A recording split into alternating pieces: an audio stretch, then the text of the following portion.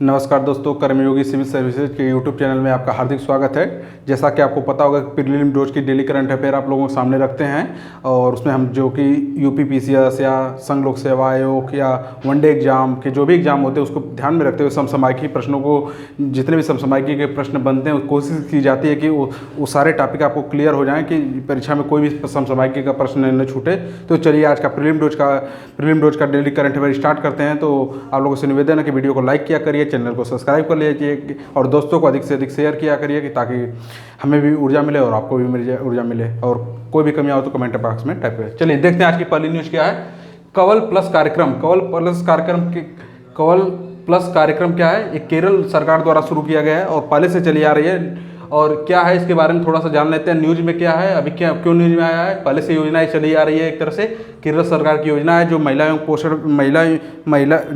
एवं बाल विकास द्वारा शुरू किया गया था। इस योजना को सफलता मिलने के बाद इसे 5 जिलों में और विस्तार कर दिया गया है। क्या है योजना, एक बार जान लेते हैं, नज़र डाल लेते हैं।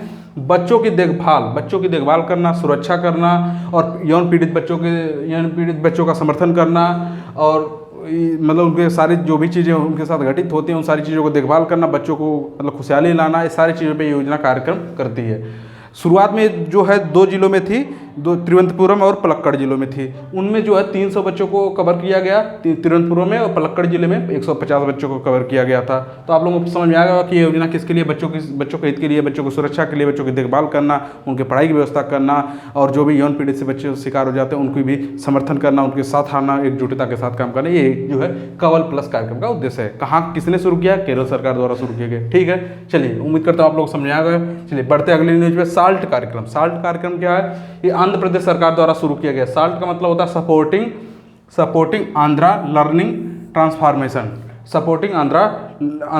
ट्रांसफॉर्मेशन। ठीक है, ये क्या है, न्यूज में क्यों है। न्यूज में ये है कि इस कार्यक्रम को जो है विश्व बैंक ने धन की मंजूरी दे दी है। विश्व बैंक ने इसको धन की मंजूरी दे दी है। विश्व बैंक की IBRD शाखा ने 1860 करोड़ इसके लिए रिलीज किया है। 1860 करोड़ इसके लिए क्या किया है, अनुमति दे दी है।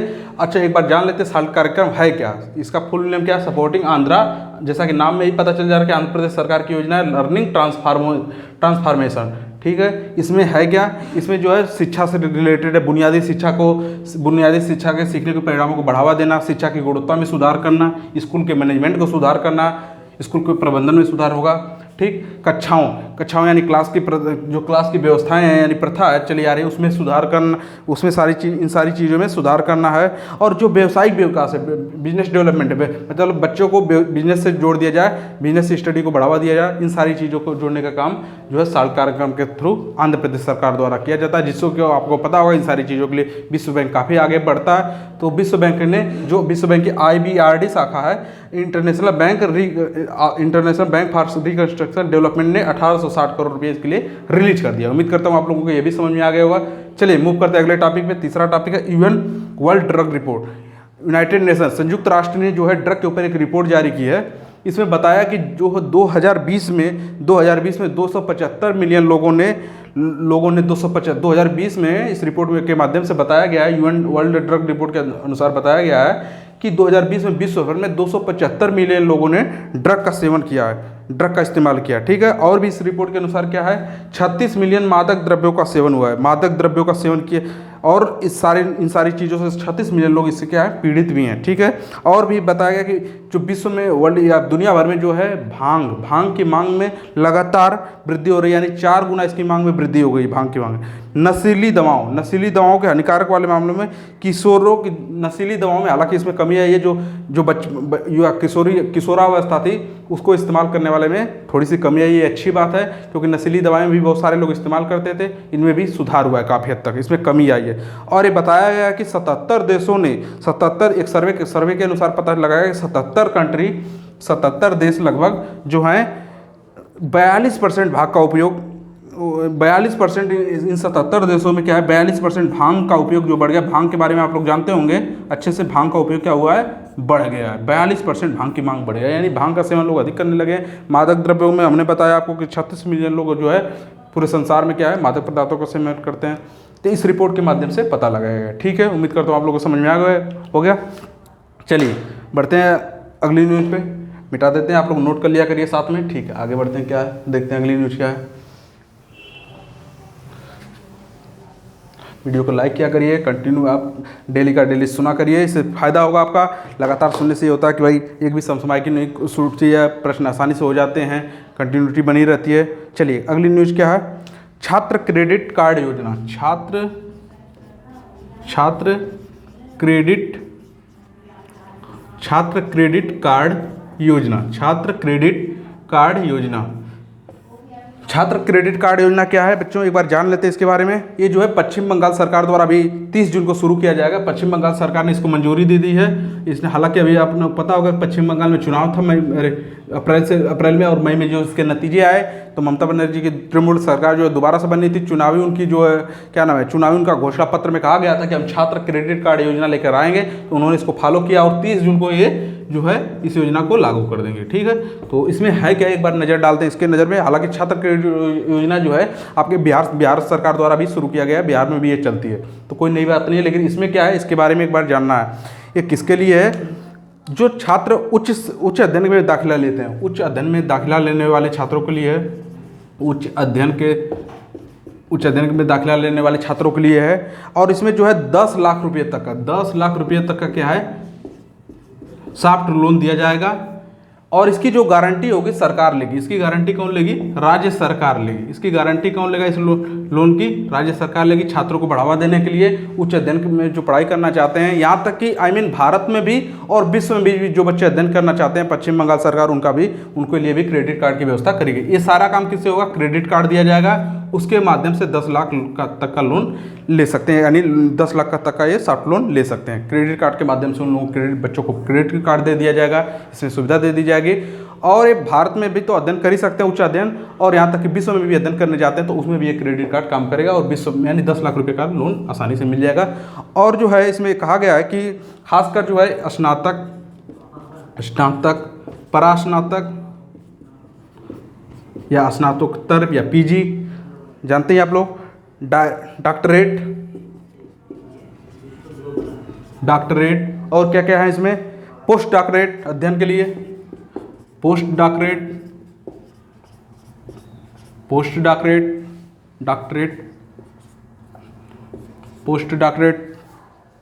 और इसमें खास बात है 40 वर्ष की आयु तक आप अध्ययन करते हैं तब तक के लिए 40 वर्ष की आयु की इसमें सीमा दी गई। बहुत ही अच्छी स्कीम है एक तरह से देखा जाए तो।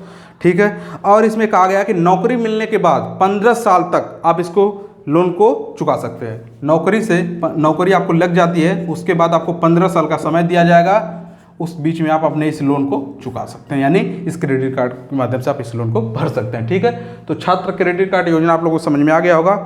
ठीक है, उम्मीद करता हूँ आप लोगों को समझ में। इसमें जो है ब्याज की जो राशि होगी 4% रहेगी। ब्याज की जो इंटरेस्ट जो रहेगा 4% रहेगा, यानी ब्याज कितने परसेंट का रहेगा, 4% का रहेगा। ठीक है, चलिए, और राज्य सरकार गारंटर कौन रहेगा, राज्य सरकार बता ही दिया है। चलिए, उम्मीद करता हूँ आप लोगों को समझ में आ गया होगा। गारंटर का काम कौन करेगा, राज्य सरकार करेगी, यानी पश्चिम बंगाल सरकार करेगी। ठीक है, चलिए आगे बढ़ते हैं, अगली न्यूज़ पे देखते हैं आप लोगों को। ठीक है, उम्मीद करता हूँ आप लोगों को समझ में आ गया। थोड़ी सी बच्चों गर्मी है इस समय, तो लगातार वीडियो को देखा करिए, पूरा कंटिन्यूटी बनाए रखिए आप लोग। ठीक है, मिटा दिया जाए नीचे का। चलिए आगे बढ़ते हैं। अगली न्यूज़ क्या है, digital skill championship program. Digital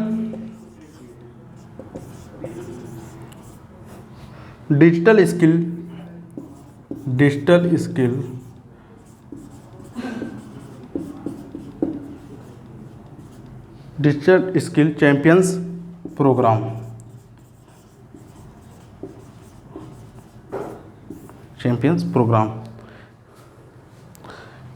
इसको जो है एनएसडी जो नेशनल स्किल का जो काम करती है, और व्हाट्सअप ने मिलकर इसको, और व्हाट्सअप के बारे में आप लोग सभी लोग जानते होंगे, इसको मिलकर शुरू किया गया है।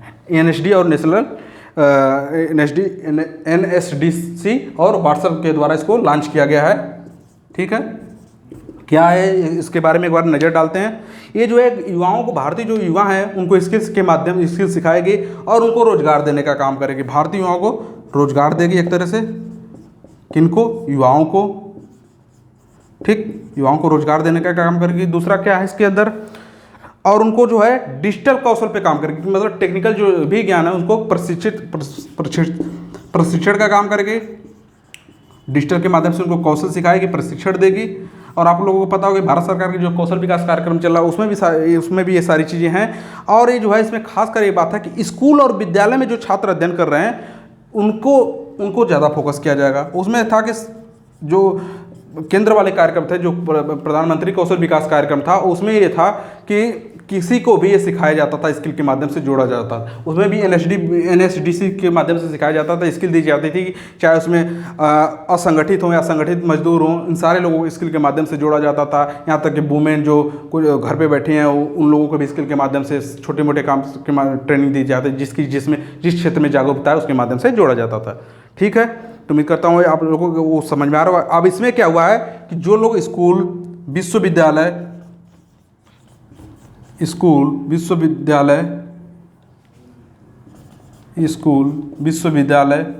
में जो अध्ययन कर रहे हैं उनको डिजिटल और ऑनलाइन के माध्यम से, डिजिटल नाम से ही पता चल रहा है आपको, डिजिटल और ऑनलाइन के माध्यम से उनको क्या करना है, प्रशिक्षित करना है। ठीक है, ताकि उनको क्या हो सके कि समय के साथ रोजगार मिल जाए, अपने टेक्निकल लैंग्वेज जिस फील्ड में अपना काम करने चाहेंगे उसमें अपनी रुचि को आजमा सकें, क्योंकि हर बंदे की एक क्या होती है, अपनी एक अलग स्किल होती है, तो उस फील्ड में काम कर सके। तो इन सारे पहलुओं पे काम करने का काम करेगी, उनको ज्ञान देगी कि आप इसमें ट्रेनिंग लीजिए या प्रशिक्षण कीजिए। तो ये सारे काम जो है डिजिटल स्किल चैंपियनशिप प्रोग्राम। तब पूछ सकता है प्रश्न कि NSDC और मतलब इस प्रोग्राम को किसने मिलकर लॉन्च किया? NSDC और व्हाट्सएप ने लॉन्च किया है। ठीक है, व्हाट्सएप ने मिलकर इसको लॉन्च किया है। उम्मीद करता हूँ आप लोगों को समझ में आ गया होगा। चलिए मूव करते अगले टॉपिक पे। ठीक है, मूव करते अगले टॉपिक पे। मिटा दिया जाए बच्चों, नोट कर लिया करिए, बहुत ही अच्छी स्कीम है। डिजिटल स्किल पूछा जा सकता है परीक्षा में। ठीक है, चलिए आगे बढ़ते हैं, अगली न्यूज़ देखते हैं क्या है।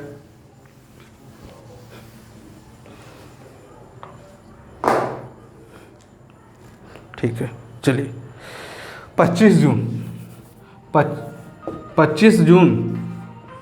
जून को क्या है? 25 जून को क्या मनाया जाता है? 25 जून अभी भी जो बीता है अंतर्राष्ट्रीय नाविक दिवस। 25 जून को क्या मनाया जाता है? अंतर्राष्ट्रीय नाविक दिवस। क्या मनाया जाता है? अंतर्राष्ट्रीय नाविक दिवस। ठीक है, चलिए देखिए, डे से रिलेटेड प्रश्न जरूर पूछा जाता है, खासकर यूपी PCS या वनडे एग्जाम में सारे प्रश्न जरूर पूछे जाते हैं। चलिए अगली लास्ट न्यूज़ देखते हैं क्या है।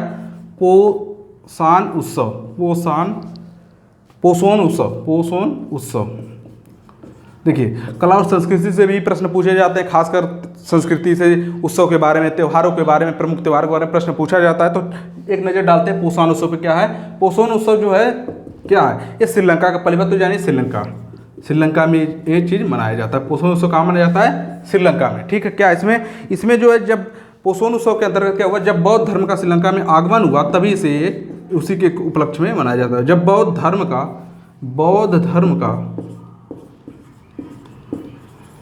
के बारे में आप जानते होंगे, श्रीलंका, चीन, तिब्बत, म्यांमार, भारत, वहाँ पे बौद्ध धर्म तेजी से बढ़ा। जब श्रीलंका में बौद्ध धर्म का आगमन हुआ, तभी से वहाँ पे क्या मनाया जाता है? पोषण उत्सव मनाया जाता है। और ये कब की बात है? ईसा पूर्व से पहले की बात है। और ये जो है एक तरह से हर साल मनाया जाता है, वार्षिक कार्यक्रम है, हमेशा मनाया जाता है ये उत्सव। तो पूछा जा सकता है पोषण उत्सव कहाँ पे मनाया जाता है? श्रीलंका में मनाया जाता है। किससे रिलेटेड है? बौद्ध धर्म से रिलेटेड है। तो क्या था, श्रीलंका में जब बौद्ध धर्म को बढ़ावा मिला या आगमन हुआ प्रथम बार, तब से ये वार्षिक उत्सव के रूप में मनाया जाता है। इसको जो है पोषण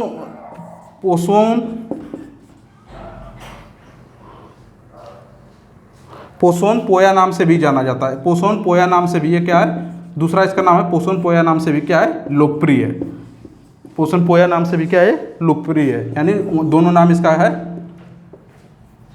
लोकप्रिय। ठीक है, इसका दूसरा नाम क्या है? पोषण प्रिया नाम से भी ये क्या है? लोकप्रिय है।